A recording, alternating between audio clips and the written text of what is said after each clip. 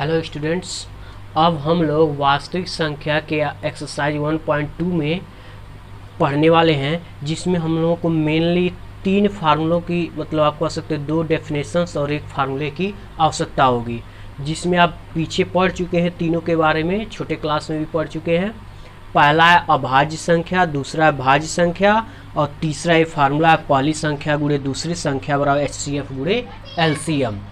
तो अभाज्य संख्या यानी प्राइम नंबर क्या होता है तो आपको पता है, लेकिन फिर भी हम बता दे रहे हैं, जो संख्या या जो स्वयं तथा एक से विभाजित हो उसे अभाज्य संख्या कहते हैं। या आप ये कह सकते हैं जो संख्या किसी अन्य संख्या से विभाजित ना हो, वो खुद से विभाजित हो, तो उसे क्या कहेंगे?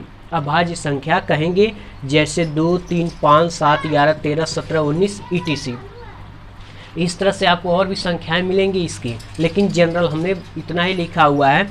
और सबसे बड़ी बात यह है कि आपको ये भी पता है कि सबसे छोटी अभाज्य संख्या 2 होती है और सबसे छोटी सम संख्या भी 2 होती है। इस तरह से ये आपके लिए एक अच्छा पॉइंट है कि सबसे छोटी अभाज्य और सबसे छोटी सम क्या है? 2 है। ऐसे भाज्य संख्या क्या होती है? Composite number. तो जो संख्या स्वयं तथा किसी अन्य संख्या से भी विभाजित हो उसे भाज्य संख्या कहते हैं। यानी ऐसी संख्या जो अपने तो विभाजित हो अपने आप से, लेकिन कोई और संख्या भी उसको विभाजित कर रही हो। तो 1, 2, 3 ये स्वयं से विभाजित हो रहा है, लेकिन इन्हें कोई और संख्या विभाजित नहीं कर रही है। इसीलिए कहाँ से शुरू होता है? 4, 6, 8, 9, 10 ऐसे हैं। फिर तीसरा जो है हम लोगों का फार्मूला है पहली संख्या गुणे दूसरी संख्या बराबर HCF गुणे LCM। अगर हम लोग मान लें कि पहली संख्या A है, दूसरी संख्या B है, HCF H है और LCM L है, तो इसको हम शॉर्ट फॉर्म में लिख सकते हैं A गुणे B बराबर H गुणे L। और तो और बच्चों ये ध्यान रखना, इसका हम लोगों को उपयोग इसलिए भी करना है क्योंकि कई बार क्वेश्चन ऐसे देता है कि दो संख्याओं का गुणनफल, दो संख्या गुणनफल, इसका मतलब दोनों दे दिया है, पहली और दूसरी दोनों दे दिया है।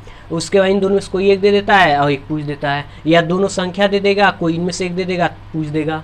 तो इस तरह से बच्चों हम लोग क्या करेंगे, इनको भी जानेंगे तभी अभ्यास 1.2 को कंप्लीट कर पाएंगे, क्योंकि इस पे भी क्वेश्चन है, इस पे भी है और इस पे भी। अभाज्य संख्या इसलिए बताया गया है क्योंकि अभाज्य गुणनखंड करना है, ठीक है, प्राइम फैक्टर करना है। भाज्य इसलिए दिया गया क्योंकि आप देख रहे हो कुछ क्वेश्चन दिए गए जिनमें कॉमन लेने के बाद देखना है, और इस पे भी क्वेश्चन आपके हैं, खासतौर से NCERT और मनोहरे दोनों में इस पे क्वेश्चन। मनोहरे में थोड़ा इस पे कुछ अलग प्रॉब्लम भी है जिससे भी हम लोग देखेंगे।